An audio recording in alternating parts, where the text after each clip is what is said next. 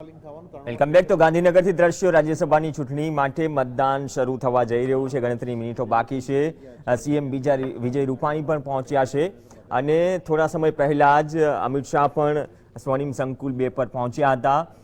જીતુભાઈ વાઘાણી પણ સાથે હતા. બીજી તરફથી કોંગ્રેસના આગેવાનો પણ પહોંચશે અને જે પણ કોંગી ધારાસભ્યોને આણંદના રિસોર્ટમાં રોક્યા હતા તે પણ કાફલા સાથે પહોંચશે ગાંધીનગર. અને અત્યારના દ્રશ્યો જોઈએ, એક તરફ સીએમ વિજય રૂપાણી અને બીજી તરફ સ્મૃતિ ઈરાની. ગણતરી મિનિટો જ બાકી છે, હમણાં મતદાન શરૂ થશે, 9 વાગ્યે મતદાન શરૂ થશે. તો એક પછી એક દિગ્ગજ નેતાઓ આવી રહ્યા છે અને અમિત શાહની જેમ વિજય રૂપાણી પણ વિક્ટરીની સાઇન સાથે મીડિયા સમક્ષ પોતાનો સંદેશ પહોંચાડી રહ્યા છે. હર્ષદભાઈ આનંદ શુક્લા અને મહેશ કસવાલા આપણી સાથે છે. હર્ષદભાઈ, આપણે મુદ્દો આગળ વધારીએ. આમ તો વિક્ટરીનો અંદાજ અત્યારથી જ આપી રહ્યા છે દિગ્ગજ નેતાઓ. જી, પણ મને એવું લાગે છે ત્યાં સુધી વિક્ટરી, મેં પહેલાં પણ કહ્યું એમ કે અમિતભાઈની પેનલમાં બળવંતસિંહ જૂનો કોંગ્રેસી છે કે નવો કાર્યકર્તા છે. તમે કહ્યું કે ચા પીશે એટલે ત્યાં પીશે. શું નરેન્દ્રભાઈ એ માણસોના માણસ છે. બાપુ અને 2 જણા માણસોના ખભા ઉપર હાથ મૂકીને વાત કરે. પેલા હાથથી હાથ વાત કરે, આમ જોઈને વાત કરે, અને બાપુ ખભા ઉપર હાથ મૂકીને વાત કરે.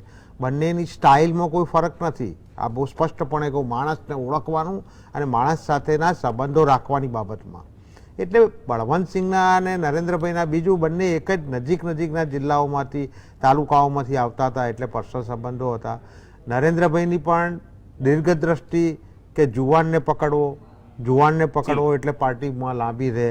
એટલે ચા પીવાની વાત બરાબર છે, પણ આટલી નાની ઉંમરે મોટો ઉદ્યોગપતિ બની અને કોંગ્રેસમાં દંડક જેવી સ્થિતિ ભોગવતા વ્યક્તિત્વ ઉપર એમનું સ્વાભાવિક મિત્રતા કેળવવાની લાગણી હતી અને મિત્રતા બંને પક્ષે કેળવાઈ હતી.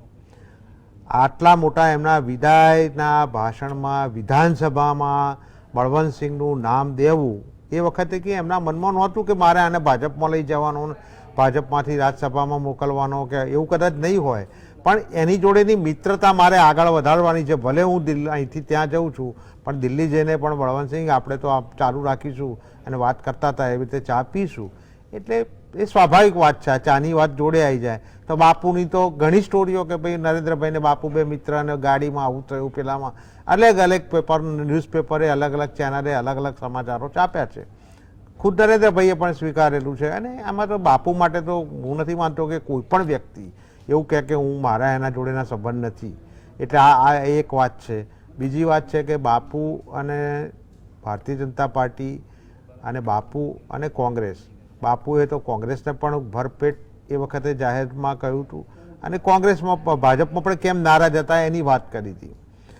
અત્યારે હાલ એ ખજુરાહો પ્રકરણને એવું કહે છે કે ખરાબ અનુભવ છે. એ ખરાબ અનુભવનું કારણ એક જ કે જે લોકો આ ગયા હતા એમને પાર્ટી તોડવાનો મોટો દોષ એમના ઉપર આવ્યો હતો અને પછી એ લોકોએ સ્વીકાર્યા નહોતા અને માટે ચૂંટાયા નહોતા. આવું હું વ્યક્તિગત માનું છું. અને કદાચ તમે વ્યક્તિગત માનો છો, કદાચ શંકરસિંહ વાઘેલાનો પણ વ્યક્તિગત અનુભવ હશે જે કદાચ યોગ્ય સમયે.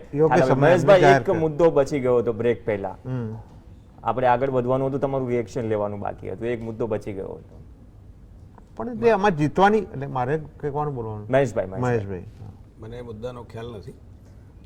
આંતરિક કલહ સિવાયના જે કારણ, આંતરિક કલહ સિવાયના જે કારણ, આંતરિક કલહ સિવાય હમણાં બંને આનંદભાઈ અને હર્ષદભાઈ જે વાત કરતા હતા, ખૂબ સારી વાત, મને ગમી પણ ખરી. એમણે એક ઉલ્લેખ કર્યો કે નરેન્દ્રભાઈ અને શંકરસિંહજી એ માણસોના માણસ છે.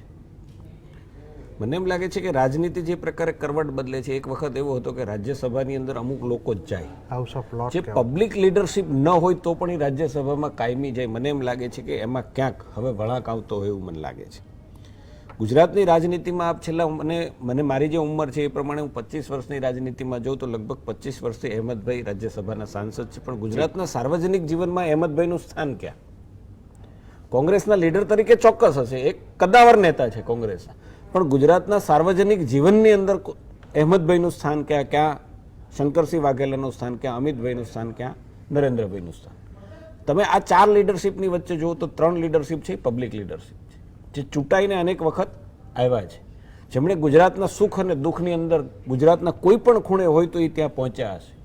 કલાક મોડા પહોંચ્યા હશે, કલાક મોડા પહોંચ્યા હશે, પણ આપ તમે જુઓ આખું 25 વર્ષનો અહેમદભાઈનો ઇતિહાસ જુઓ તમે, તો અહેમદભાઈનું વ્યક્તિત્વ ગુજરાતની અંદર ક્યાં, ગુજરાતને થતા અન્યાયો હોય, ગુજરાતની માગણીઓ હોય, ગુજરાતના લોક કલ્યાણના કામો હોય, કેન્દ્રની અંદર વર્ષો સુધી એ સરકારમાં બેઠા છે અને કદ્દાવર નેતા રહ્યા છે. પણ મને એમ લાગે છે કે ગુજરાતમાં એનું યોગદાન એક કદ્દાવર નેતા તરીકે માત્ર બોલવા તરીકેનું જ હોય એવું મને લાગે છે. એટલા માટે વારંવાર કોંગ્રેસમાંથી એક જ વ્યક્તિને ચૂંટાવવાના, જેમનું કોઈ ગુજરાત પ્રત્યે યોગદાન નહીં હોય. બીજી સામે તમે જુઓ તો એક વિકાસની રાજનીતિ અહીંયા ચાલતી હોય, એમાં થોડો થયો હશે, વધારો થયો હશે, મૂલ્યાંકન કરવાવાળા કરશે, પરંતુ ગુજરાતની અંદર પરફોર્મન્સની રાજનીતિ હોય, વિકાસ એક નવો શબ્દ આપતો હોય, વિકાસનું એક નવું મોડલ જે તે વખતે નરેન્દ્રભાઈ આપ્યું હોય ને પછીની સરકારે જ્યારે આગળ લઈ ગયા હોય ત્યારે ગુજરાતના જનમાનસની અંદર પણ એક પ્રશ્ન હોય કે કેવા નેતાઓ ચૂંટાઈને જવા જોઈએ. એ લોકસભા હોય, વિધાનસભા હોય કે રાજ્યસભા હોય, ત્યારે કોંગ્રેસની અંદર પણ મને એમ લાગે છે કે ક્યાંક કોક કોંગ્રેસના 5, 7 કે 20 ધારાસભ્યોનું પરિવર્તન થયું હોય અને એમને પણ થયું હોય કે આ જે પદ્ધતિ છે, નેતૃત્વ છે, એ યોગ્ય નથી, આનો બદલાવ ચોક્કસ થવો જોઈએ. એવા સંજોગોમાં પણ મને એમ લાગે છે કે ક્યાંકથી આ પોતપોતાની આત્મસ્ફૂર્ણમાંથી આ પરિસ્થિતિ ઊભી થઈ હશે કોંગ્રેસની અંદર, એવું મને દેખાય. અને મૂલ્યાંકન તો બંને તરફથી થતું હોય. આનંદભાઈ, હર્ષદભાઈ તમારી પાસે પણ આવીશ. આનંદભાઈ, એક જ વાત કહીશ કે જે ભલે કહ્યું હોય કે કોંગ્રેસી કે કોઈ પણ પક્ષના ધારાસભ્યને કે વ્યક્તિને કોઈ ભવિષ્ય ન દેખાય એ પક્ષમાં, તો ચલો પક્ષ પલટો કર્યો, પરંતુ જે વિરોધ પક્ષ કે બીજા પક્ષ તરફથી આરોપ લાગતા હોય છે કે દબાણ, ફાઇલ બને, આ બધા ફેક્ટર પણ એટલા જવાબદાર થોડા ઘણા તો છે જ. અને જે સ્થાનિક ની વાત કરી કે અહેમદ પટેલ અહીંથી ચૂંટાય છે, પરંતુ સ્થાનિક મુદ્દાઓમાં કે ગુજરાતમાં તે એક એવા લીડર તરીકે બહાર નથી આવ્યા. વાત એગ્રી કરો છો? જ્યાં સુધી અહેમદ પટેલનો સવાલ છે ત્યાં સુધી 1993થી રાજ્યસભામાં જાય છે મહેશભાઈ. એ પહેલા ભરૂચથી લોકસભામાં પણ ચૂંટાઈ ચૂક્યા છે 84ની અંદર એક ટર્મ માટે. 77 ચૂંટાયા. હા, એટલે 2 ટર્મ માટે એ ચૂંટાયા છે. એટલે લોકસભામાં એ ચૂંટણી જીતતા હતા, પરંતુ જે રીતે ગુજરાતની અંદર પરિસ્થિતિ બદલાઈ, રાજકારણ બદલાયું, એ રીતે હવે અહેમદ પટેલ એ રાજ્યસભામાં જઈ રહ્યા છે. જ્યાં સુધી અહેમદ પટેલના કદનો સવાલ છે, તો અહેમદ પટેલ માટે એવું કહેવાતું હતું કે જ્યારે યુપીએ સરકાર હતી ત્યારે એમના મળવા માટે રાતના 2 વાગે 2:30 વાગે ચેમ્બરની બહાર 5-7 મુખ્ય પ્રધાનો બેઠા હોય. આ પ્રકારનું અહેમદ પટેલનું કદ છે. બીજું, 2012ની જ્યારે ચૂંટણી હતી, એ ચૂંટણી વખતે નરેન્દ્રભાઈ મોદીનું એક નિવેદન મને યાદ આવે છે મહેશભાઈ. એમણે સવાલ કર્યો હતો અને એક ઉલ્લેખ કર્યો હતો અહેમદભાઈ પટેલનો, અહેમદ મિયા પટેલ તરીકે. અને અહેમદ મિયા પટેલ તરીકે ઉલ્લેખ કર્યા બાદ 2012નું જે પરિણામ આવ્યું, એ 2012નું પરિણામ 2007 કરતાં વધારે સારું આવ્યું. એટલે અહેમદ પટેલનું જ્યાં સુધી ગુજરાતની રાજનીતિમાં સવાલ છે ત્યાં સુધી એમનું કદ એ આ પ્રકારનું કદ છે. બીજી એક વસ્તુ મારે કહેવી છે કે નર્મદાનો આખો ઇસ્યુ હતો, એ ઇસ્યુની અંદર પણ ક્રુશિયલ બાબતો ઉપર પણ અહેમદ પટેલની થોડી ઘણી મદદો લેવામાં આવી હતી અને એ મદદ અહેમદ પટેલે કરી હતી. એટલે કોઈ પણ જે મૂલ્યાંકન છે, એ મૂલ્યાંકન એ પડદા ઉપર હોય, એ કલાકારનું થાય એવું